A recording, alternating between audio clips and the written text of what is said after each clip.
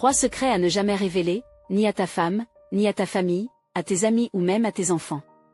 Il existe des secrets qui peuvent protéger ta paix, ta réussite et même ton avenir. Beaucoup de personnes ont perdu leur bonheur simplement parce qu'elles ont trop parlé. Aujourd'hui, je vais te révéler 3 secrets que les personnes les plus sages gardent pour elles. Si tu veux éviter les regrets, regarde cette vidéo jusqu'à la fin. Secret numéro 1, ne révèle pas tous tes projets avant qu'ils ne prennent forme. Beaucoup de personnes commettent la même erreur sans même s'en rendre compte, elles parlent de leurs projets dès qu'une idée leur vient à l'esprit. Elles sont remplies d'enthousiasme, d'énergie et d'espoir. Elles imaginent déjà leur futur et ressentent le besoin de le partager autour d'elles.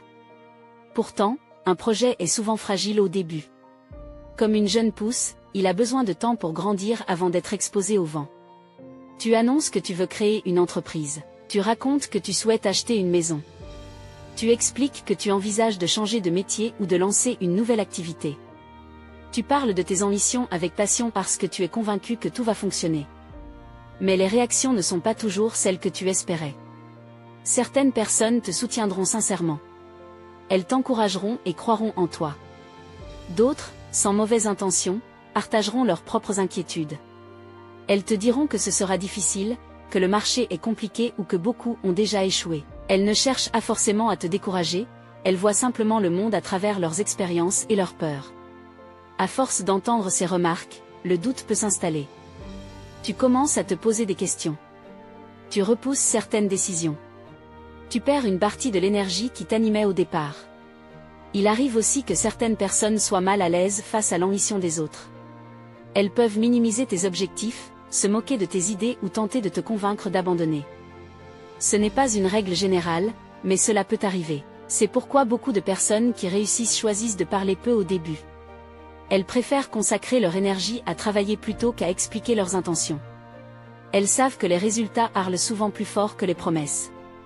Cela ne signifie pas qu'il faut tout garder secret. Demander conseil à une personne compétente ou partager son projet avec quelqu'un de confiance peut être très utile. La différence est de choisir les bonnes personnes au bon moment.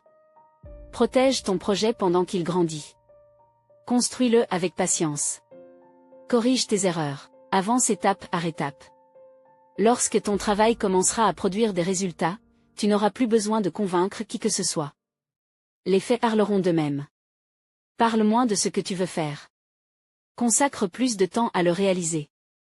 Et laisse tes actions raconter ton histoire.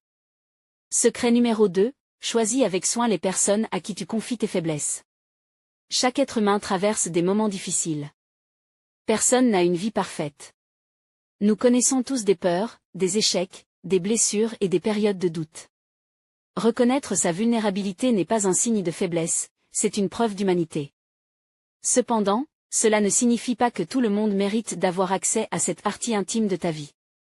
Lorsque tu racontes une difficulté personnelle, certaines personnes t'écouteront avec bienveillance. Elles chercheront à te comprendre, à te soutenir et à t'aider à avancer. Ce sont des personnes précieuses qu'il faut savoir apprécier. Mais il arrive aussi que certaines confidences soient mal utilisées. Une information donnée dans un moment de confiance peut parfois être répétée sans ton accord. Lors d'un conflit, une ancienne faiblesse peut être rappelée d'une manière blessante. Ce n'est pas systématique, mais cette possibilité existe. C'est pour cette raison que la confiance ne doit pas être accordée trop rapidement. Elle se construit avec le temps. Elle se nourrit d'actes répétés. Les paroles sont importantes, mais les comportements le sont encore davantage. Observe comment une personne parle des autres. Si elle critique constamment ceux qui lui font confiance ou révèle facilement leurs secrets, il est possible qu'elle agisse de la même manière avec toi. À l'inverse, une personne discrète, respectueuse et capable de garder une confidence montre souvent qu'elle mérite davantage ta confiance. Cela ne veut pas dire qu'il faut tout garder pour soi. Lorsque les difficultés deviennent trop lourdes, parler à un proche de confiance ou à un professionnel peut être très bénéfique. Demander de l'aide est parfois la décision la plus courageuse. La véritable sagesse consiste à savoir distinguer les personnes avec lesquelles tu peux être totalement sincère de celles avec lesquelles il vaut mieux garder une certaine réserve. Protège ton jardin intérieur. Toutes les pensées n'ont pas besoin d'être partagées. Toutes les blessures n'ont pas besoin d'être exposées. Certaines cicatrices guérissent grâce au temps, à la réflexion et au soutien des bonnes personnes. Choisis donc avec soin ceux qui auront le privilège de connaître les parties les plus sensibles de ton histoire. Secret numéro 3, fais preuve de discrétion concernant ta situation financière. L'argent occupe une place importante dans notre société. Il permet de réaliser des projets, d'assurer la sécurité de sa famille et de construire son avenir.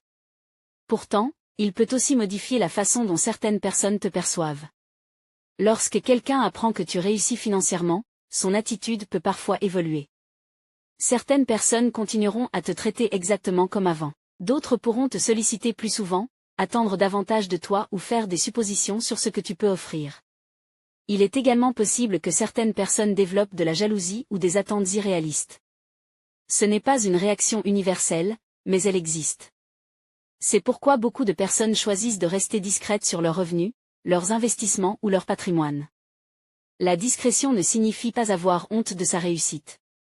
Elle signifie simplement protéger sa tranquillité. Les personnes les plus sages comprennent qu'elles n'ont pas besoin d'impressionner les autres avec des signes extérieurs de richesse.